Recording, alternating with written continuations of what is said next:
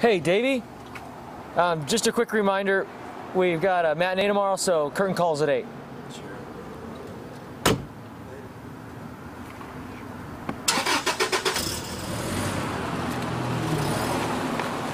Hey! Davie, you know I love you, right?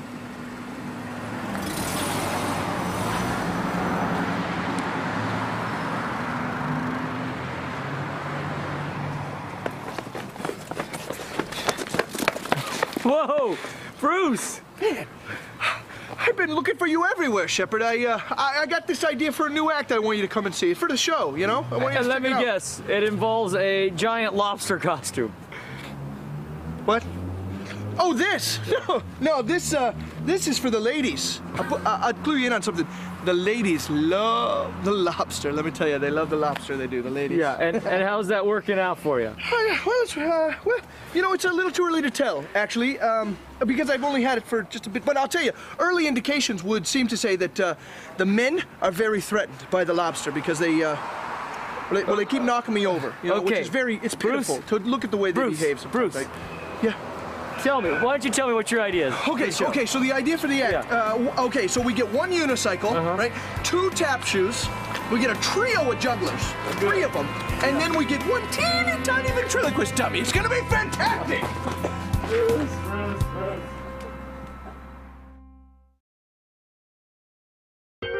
So what I'm saying is, I understand what you're trying to convey, Leanne, but I don't think the audience got it. I talked to the one gentleman in the lobby, and he said he loved the show except for the drowning scene. Drowning scene? It was a breakfast reenactment. I was practically projecting all 5 food groups simultaneously. Right. Maybe so, but somewhere between the scrambling eggs and the sizzling bacon, he thought you were drowning. Look, I can't be expected to anticipate every audience member's propensity for misinterpretation. I am an actress, not a gypsy.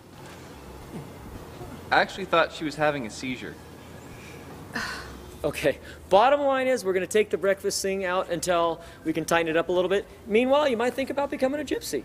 You know, get yourself a tambourine and a little long skirt. Yeah, well, I just want to make one thing clear here, boss, that if in fact Leanne does have a seizure, I will take personal responsibility to make sure that she does not swallow her tongue. Yes, gross, let me die. Okay, let's bring it back in. Final item is here for Davie. Davie. Has anybody seen Davie? He seemed pretty upset last night after the show. Yeah, he's been acting kind of weird for the past couple of weeks. Oh, no, Mitch. You worried he might beat your record for being weird the longest? Okay, let's go ahead and get him makeup. I'll call Davie on the phone, find out where he's at. Sandy, if you can do me a favor and be ready to go with the scene in Act 2, just in case Davie doesn't show. No problem. All right, let's go, break.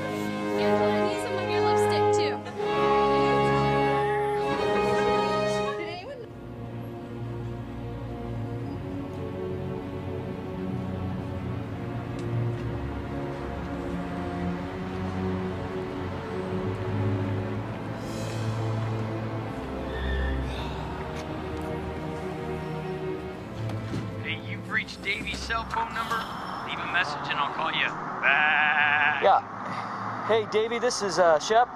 I'm just calling. It's about 9 o'clock and I'm not sure where you're at. I'm starting to get a little worried. If you could just give me a call when you get this message, that would really help me out. Yeah, give me a call. All right. Love you. Bye. Hey, listen up, everybody. I can't seem to get Davie on his cell phone, and I just came out of his dressing room, and a lot of his stuff is gone. So I don't think this is one of those situations where he's just not showing up on time.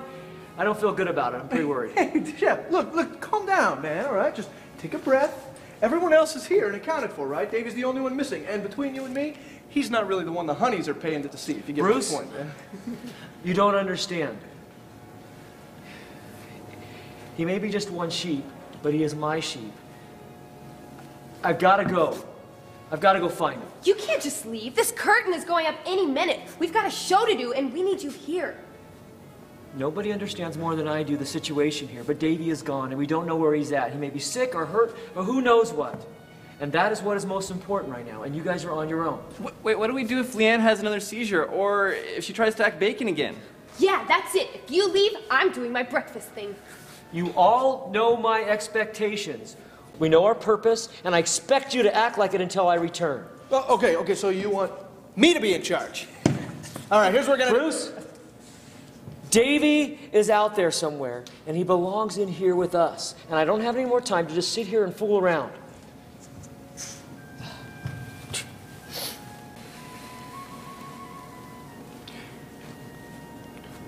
Raises for everybody.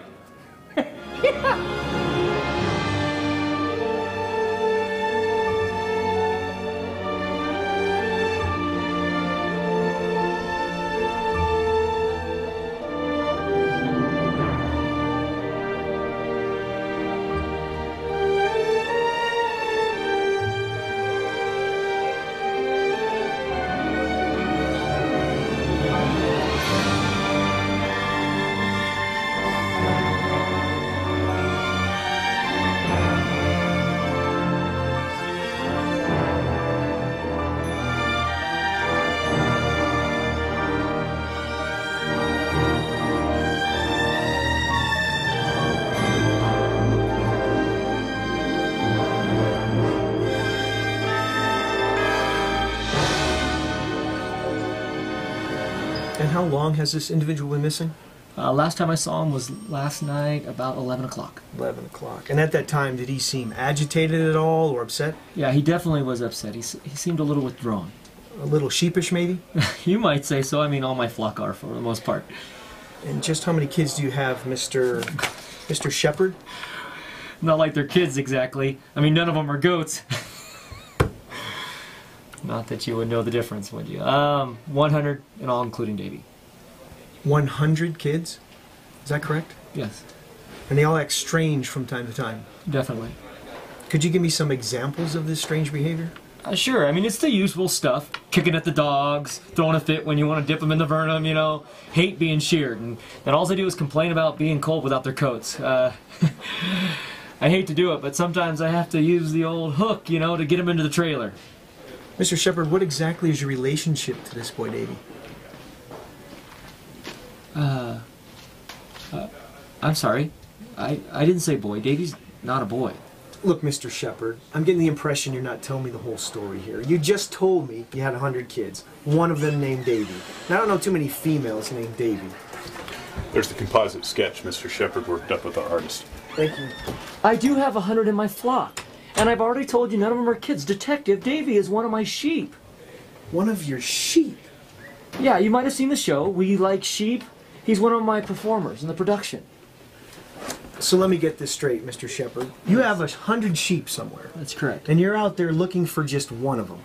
What's he, the star or something? You obviously haven't seen our show.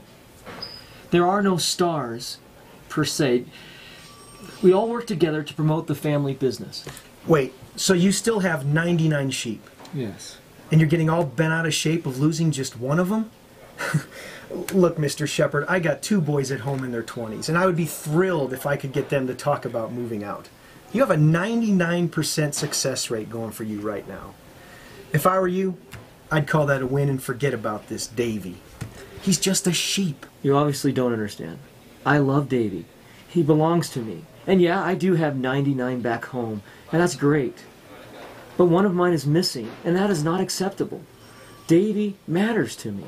But why? You just sat there and told me he's nothing spectacular. I don't love Davie because of what he does or does not do. I love him because he is mine. He was a gift from my father, and you might not understand the reason, and honestly, I don't care if you do or don't. The bottom line is, I love my sheep, all of my sheep, and he may be out there in trouble. So are you going to help me or not? Look, Mr. Shepherd, I think you're crazy. A successful man like yourself, what difference is one lost sheep going to make? The show must go on, isn't that what they say?